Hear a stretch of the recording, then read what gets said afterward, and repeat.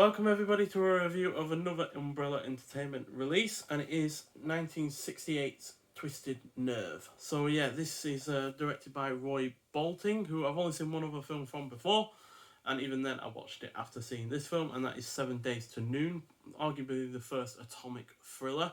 And yeah, this clocks in at 112 minutes long.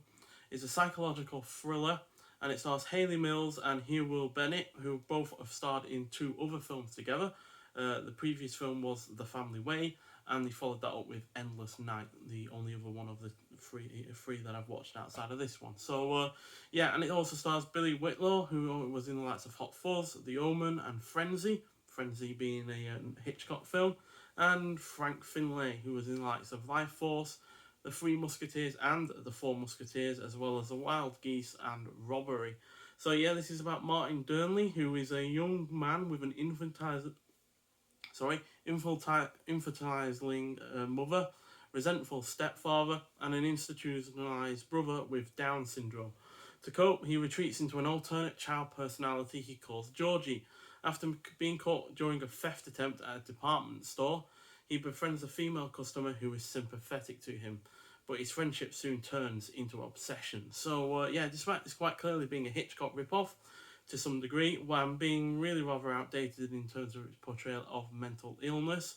Yeah, I did rather enjoy this, especially since when it comes to its cinematography and the incredible score by Bernard Herrmann, another link to Hitchcock, not just in terms of having an actor from a Hitchcock film, but also having the composer that did several of Hitchcock's films like Vertigo, and yeah, and then obviously got the link of this feeling like a Hitchcock film. But yeah, the cast is also really good. The editing is on point. The plot is generally engrossing. The production is solid. It is well paced. The violence is decent, and there is some effective tension, especially when it comes to seeing how far all of the lies will go before they eventually come crashing down. So yeah, you get a few extras with this that aren't on the disc. You get a few physical extras. So you get the really rather nice slipcover, which has new artwork on it. And you've also got a quote from the film with the toy that our lead actor steals in the department store that starts this whole thing off. So yeah, cleaver, chop, chop, first the mom, then the pop, then we'll get the pretty girl, we'll get her right between the curl. So yeah, and yeah, you get the original artwork as well on the actual disc, which is decent artwork. It's a little bit, psychedelic in some regards with all of its bright colours and kind of like unnerving looking characters. And then you get a disc as well, which is printed, which has more artwork on it.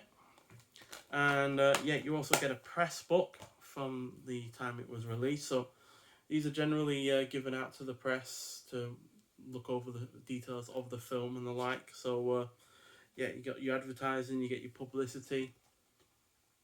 And yeah, none of this was included in the case because obviously it's far bigger than the case actually is. So yeah. Talking about Hayley Mills there here, and then you've got right up about the film there, and you've got teasers, all sorts of different kind of stuff. Really interesting to look through all of this. And you got advertising supplements, you got special advertising supplements, you got accessories. And then you got write-ups about each of the actors there as well. So this also stars, what's her name again? I've seen her in a recent film as well. Miss Calvert, Phyllis Calvert. That's it. Yeah, she's in one of the film noir films that are part of the imprint box set, which I didn't realise when I got both of these in the mail. So yeah, that was really a nice coincidence. Then you got the cast and the crew on the back there. I've not properly read through this, so there's probably something I'm missing. But yeah, it's still a really rather interesting look into the film upon its release back in 1968.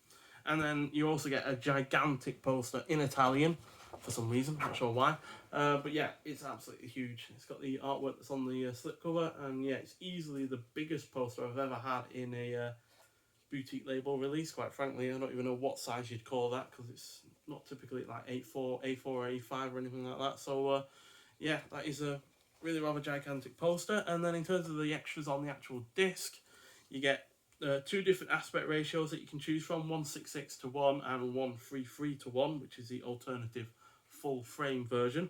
You also get new audio commentary by English Gothic author Jonathan Rigby and an encyclopedia of fantastic film and television editor Kevin Lyons. And you get a new interview featurette with author and film historian Alan Jones, which is called Cleaver, Cleaver, Chop, Chop. And you also get a theatrical trailer as well. So yeah, really, really nice release. This is only one of, I think it's 900. It says it all somewhere. Yeah. Oh no, one of 1,000, and I got 929 out of 1,000. So yeah, decidedly more of these than A Bittersweet Life, which only had 200 releases. So yeah, but again, I'm not sure if these are still in stock. But yeah, they aren't cheap if you're living outside of Australia, because you've got the import duties and the like to put on top of that. And yeah, the pound against the Australian dollar isn't particularly strong at the moment. So yeah, it's not cheap to get these, but I do really, really like these releases, especially the ones that I've not heard of from before. This, again, like A Bittersweet Life, was a gamble in terms of buying it, because I've not seen it before. But yeah, I think this was really rather good, and it's a solid 4 out of 5.